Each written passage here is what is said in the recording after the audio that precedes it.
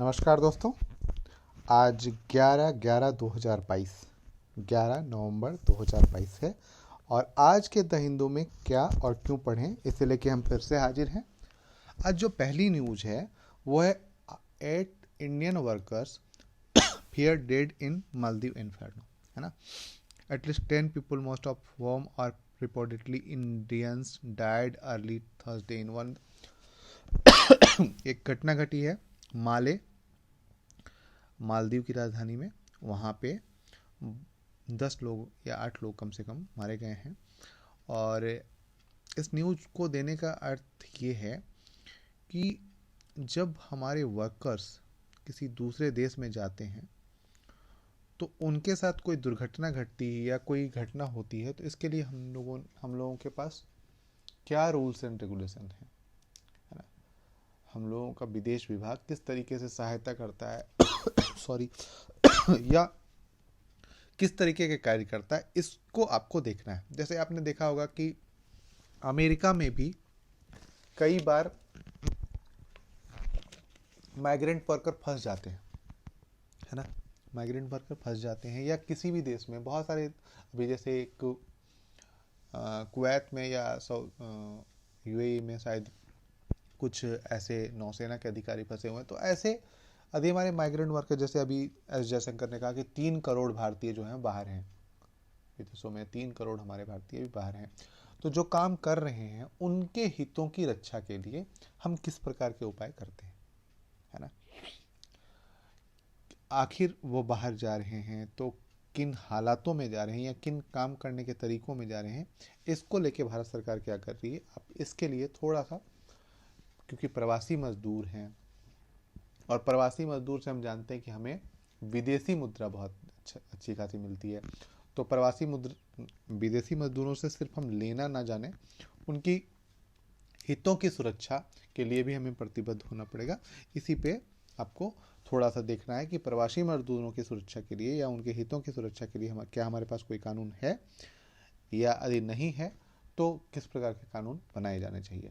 साथ ही साथ आपको ये देखना है कि जो अंतर्राष्ट्रीय संगठन है ILO, वो संगठन किस प्रकार से इनकी सहायता करते हैं या किस प्रकार से इनके काम करने के लिए या इनके काम करने के सिचुएशन को लेके क्या दबाव बनाते हैं, तो ये आपको देख लेना है, ठीक है। उसके बाद जो अगली न्यूज है वो है पेज नंबर 8 पे, यहाँ पे, है ना। पेज नंबर 8 पे है। पेज नंबर 8 पे जो न्यूज है वो है इसरो, है ना। ISRO cryogenic engine indigenously developed for LVM-3, है ना।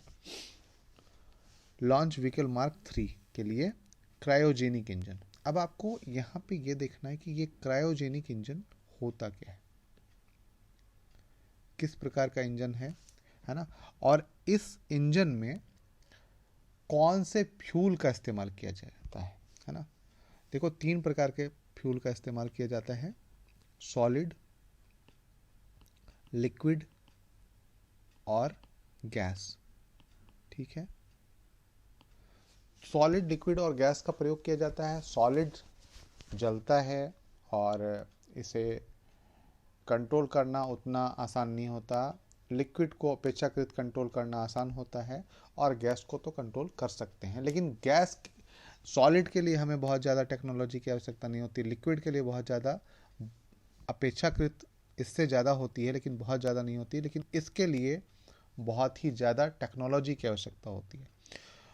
और जब भी हमें इंसानों को भेजना होता है या संवेदनशील कुछ चीज़ों को भेजना होता है तब हम इस इंजन का प्रयोग करके या गैस वाले इंजन का प्रयोग करते हैं, है ना। तो आपको यह देखना है कि ये क्रायोजेनिक इंजन में किस स्तर पे फ्यूल का इस्तेमाल किया जाता है या प्रणोदक का इस्तेमाल किया जाता है, जिससे बर्स्ट मिलता है, थर्स्ट मिलता है। थर्स्ट मिलने के बाद वो अंतरिक्ष में धकेल दिए जाते हैं। तो ये आपको देखना है ना। यदि ये हमारे पास अभी नहीं था या हम इसके में विकास के चरण में चल रहे थे, यदि ये हम सफल होते हैं इसमें तो ये हमारी बहुत बड़ी उपलब्धि होगी, है ना। विश्व में हमारा एक स्थान होगा और साथ ही साथ जो अंतरिक्ष के क्षेत्र में अंतरिक्ष के क्षेत्र में जो प्रक्षेपण लॉन्च व्हीकल मतलब लॉन्च किया जा रहा है विभिन्न देशों के सैटेलाइट, उसमें व्यावसायिक रूप से भी हम काफ़ी लाभ कमा सकते हैं यदि इस प्रकार के इंजन का विकास किया जाता है। तो क्रायोजेनिक इंजन यदि विकसित कर लिया जाता है या विकसित हो गया है, इसे प्रायोगिक रूप पे या व्यावसायिक रूप से सफल हो जाता है, तो ये हमारे लिए एक बहुत बड़ी उपलब्धि होगी। तो इसे आप पढ़ लें और इस इंजन के बारे में बहुत अच्छे से जान लें। ठीक है, इसके बाद जो है forgotten in India after fighting from world tranches, है ना। मतलब एक लिखी जो चीज़ें कही गई हैं कि विश्व युद्ध को याद किया गया है ना, और बहुत सारे जो हमारे सोल्जर मरे थे उनको याद किया गया है।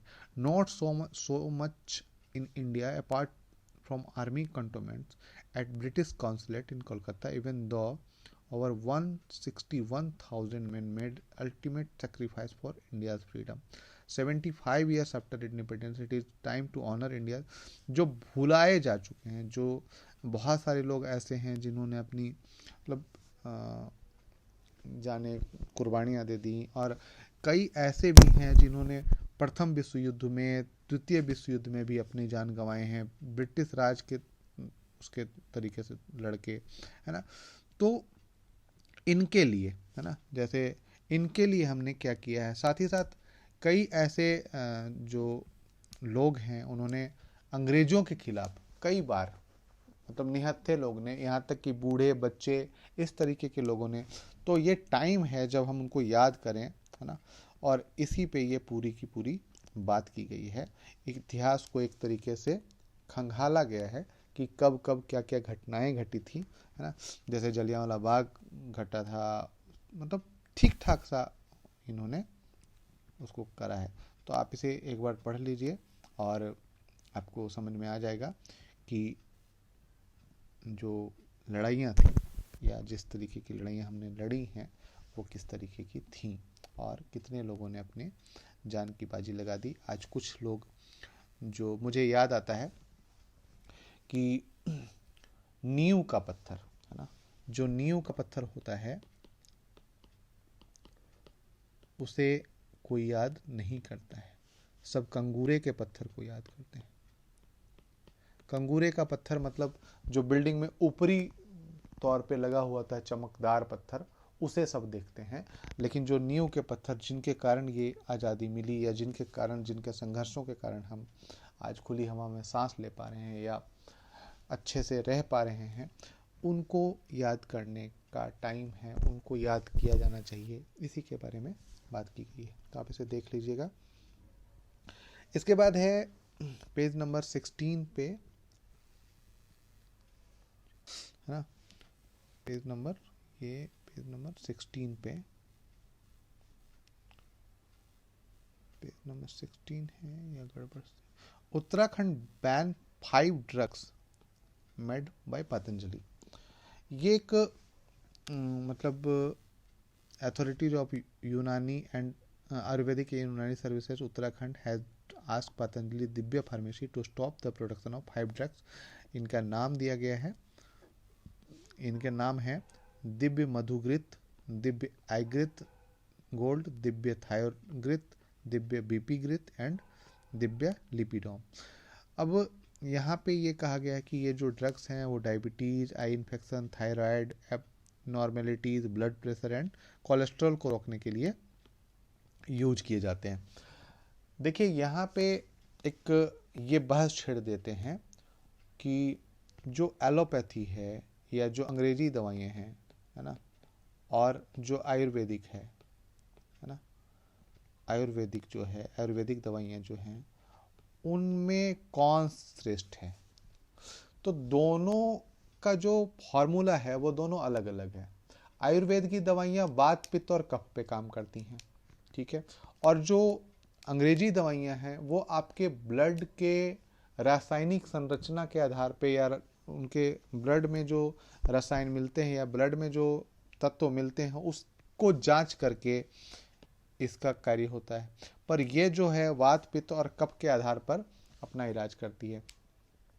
अब जो रामदेव हैं उनका कहना है कि इसका विरोध इसलिए किया जाता है ताकि महंगी महंगी दवाइयाँ बिक सके, आसानी से लोग अपना इलाज नहीं कर सकें, ये चीज़ें कही जाती हैं।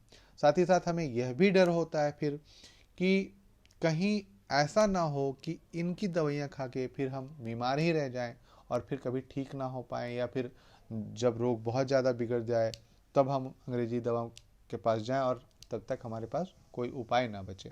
तो इसी के कारण से ये विवाद का विषय है, बहस का विषय है ना। पक्ष विपक्ष में तर्क कर सकते हैं। तो इसे एक इस तरीके से देखिए कि क्या अंग्रेजी दवाइयों का जो उसके प्रतिस्थापन जो है आयुर्वेदिक दवाइयाँ कर सकती हैं। तो इस पे अभी काफ़ी रिसर्च की बात है, R&D की बात है। आपने देखा होगा कि हम एलोपैथी दवाइयों में, अंग्रेजी दवाइयों में R&D तो बहुत ज़्यादा करते हैं, पर आयुर्वेदिक दवाइयों में हम आज R&D नहीं करते हैं, जबकि सिद्धा, योगा, यूनानी, होम्योपैथी या आयुर्वेदिक दवाएं अपना कार्य कई बार सिद्ध कर चुकी हैं, या अपनी जो गुणवत्ता है वो कई बार सिद्ध कर चुकी हैं। तो हमें इस पे भी ध्यान देना चाहिए। साथ ही साथ किसी भी प्रक्रिया को या किसी भी दवाइयों को बैन करने के पहले उसे जांच लेना चाहिए, या उसके बारे में बिल्कुल निश्चिंत हो जाना चाहिए, तब हम ऐसा कर सकते हैं। साथ ही साथ हम यह भी कहेंगे कि आयुर्वेदा के जो भी है वो सिर्फ इस देख रेख में या इस देखा देखी दवाओं का निर्माण ना कर दें कि बीपी की, शुगर की या कोलेस्ट्रॉल की मात्रा लोगों में ज़्यादा बढ़ रही तो हम इसका निर्माण, इसकी दवाइयाँ भी बना लें। हम दवाइयाँ तभी बनाएं जब हम R&D पूरा कर सकते हैं, और पतंजलि के पास इतना फंड तो है ही कि वो R&D करा सके। ठीक है। इसके बाद जो एक और न्यूज है दोस्तों वो है बिजनेस पेज पे, और वो है करंट अकाउंट डिपॉजिट, चालू खाता घाटा, है ना। तो ये आपको पढ़ना है, चालू खाता घाटा क्या होता है। आपको क्या पढ़ना है, चालू खाता घाटा क्या होता है। ठीक है। आप एक चीज और करिएगा, एनसीईआरटी 9th-10th की एक ही किताब आती है, इसे पढ़ना शुरू कर दीजिएगा, तो आपको इकोनॉमी के ABCD समझ में आने लगेंगे। ठीक है दोस्तों, तो आज के लिए इतना ही है। आज यही था क्या और क्या क्यों पढ़े में। यदि आप चैनल पे पहली बार आए हैं तो प्लीज़ लाइक शेयर सब्सक्राइब जरूर कर दें। धन्यवाद।